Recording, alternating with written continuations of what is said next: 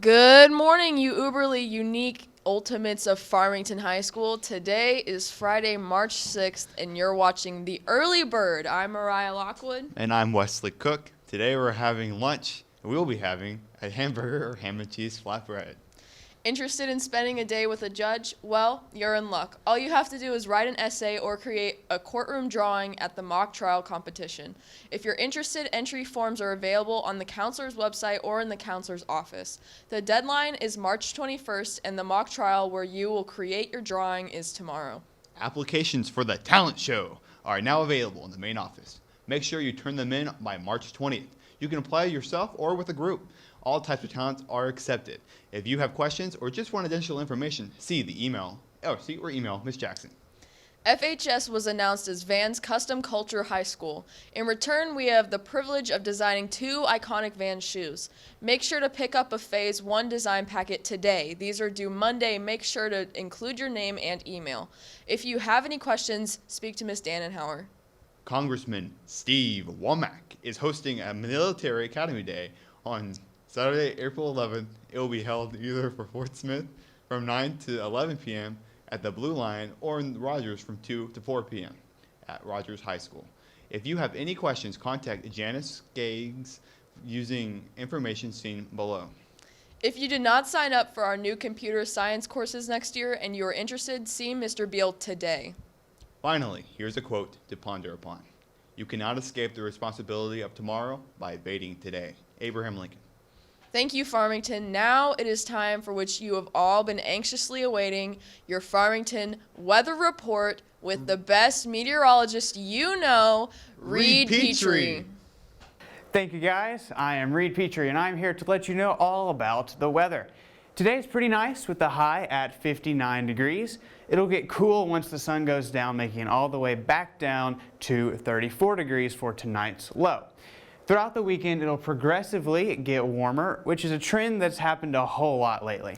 Eventually, it'll make it to 68 degrees on Sunday. It shouldn't rain this weekend until Sunday night into Monday morning. Speaking of Monday, let's look at next week's weather with an abrupt change.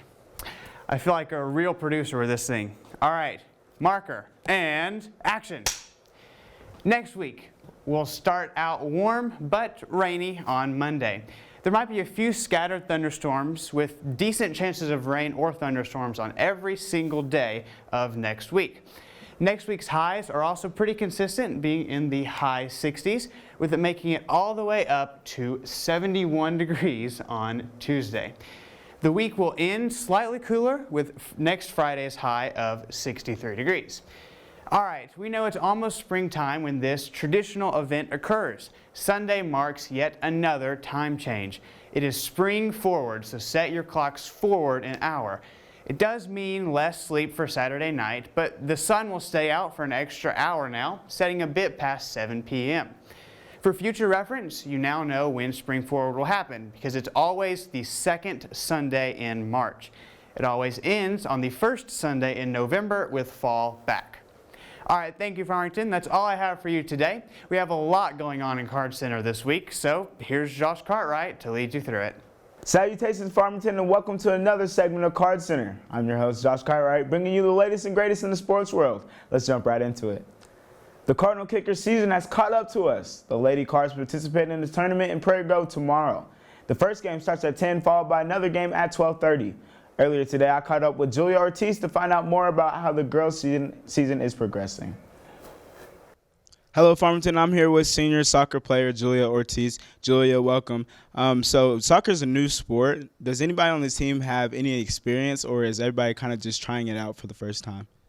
It's kind of half and half. Half of the girls have had experience and have played before, but then half of us haven't. And so there's a lot of people who know what they're doing and a lot of people that are learning. But it's a pretty big team, so it's pretty even as far as who knows and who doesn't. Most of us haven't had the opportunity to watch a soccer practice. So what does a typical soccer practice look like?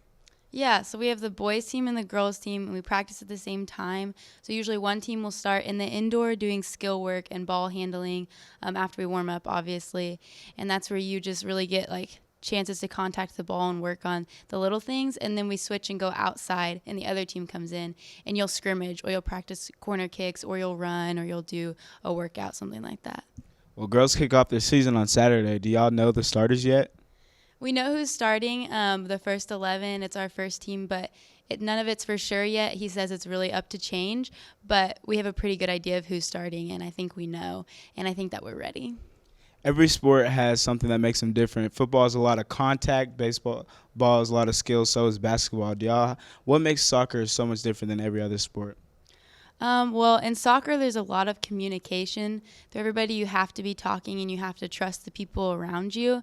And there's just so much ball movement, and it's like just consistently happening. There's not any pauses. There's not any breaks. And so you have to be able to keep up, and you have to be able to trust your team, and you have to be able to communicate and just move the ball and know that people are going to be there and make sure you're there for your teammates. It's a really fun sport, and it's a really hard sport, and it takes a lot.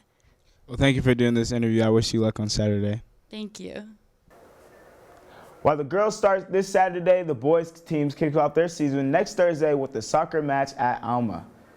Next, your Farmington Cardinals baseball team has opened off their season 2-0. They are participating in tournament play this weekend. Both teams are on a hot streak, while the Lady Cards softball team beat the Harbor Wildcats 8-1, taking a 1-0 record. If you're looking to take a break from basketball, they play tonight at 5 against the Bryant Hornets. Finally, as you know, Farmington is hosting the 4A state basketball tournament. Putting on an event like this requires the help of many individuals. Our principal, Mr. Purefoy, spearheaded the tournament and talked with me about the planning needed to host it. Hello, Cardinals. I'm here with Principal and Athletic Director, Mr. Purefoy. Congratulations on getting the interim Athletic Director, by the way. And so what prompted the school to host the state tournament? Well, we started out wanting to host a regional tournament, and I knew that our girls and guys both had a great shot at making the state tournament. So that's why I felt like, let's just go big. Let's don't do the little one. Let's get the big one. And so that's one of the reasons that I did it. And I thought it would be good for our kids here at school. And I also thought it would be good for our community. And that's one of the real reasons that I went after it. Great question. You mentioned the community. So how does the community and the school work together to host such a big event like this?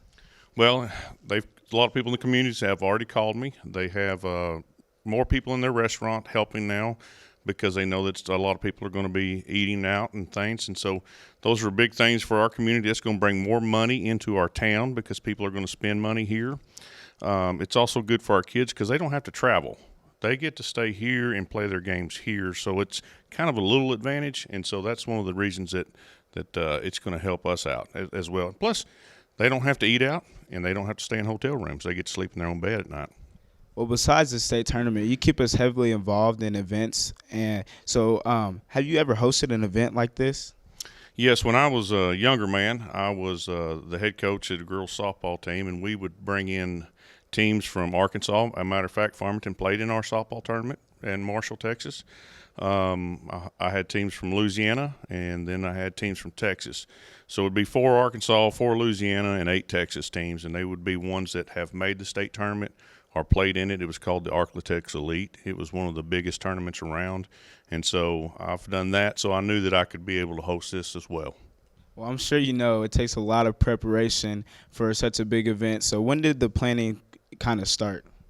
It started probably in January, to be honest with you. We started putting things together. I had to go present at the state board, the AAA state board, and show them that we are capable of hosting this big tournament. And we had all the facilities and accommodations that they would need to bring that many teams here. And so once we got the bid, at that time we started the process and went from there. Well, I know you're busy, so thank you for doing this interview. Our Lady Cards are one of the teams participating in the state tournament. Their #1 finish in the 4A North Regional gave them first round bye. Yesterday, they took on the Pocahontas Redskins and beat them 65-48. That victory secured a spot in the Final Four. Tomorrow, they face off against the Batesville Pioneers for a rematch of the Elite 8 from last year. This game determines who will play in the 4A Girls State Championship game next Friday at the Hot Springs Convention Center starting at 6. Now remember, if you can't make it to any of these games, be sure to tune in to Farm Cards Live for our final broadcast and watch it from the comfort of your couch. Let's go!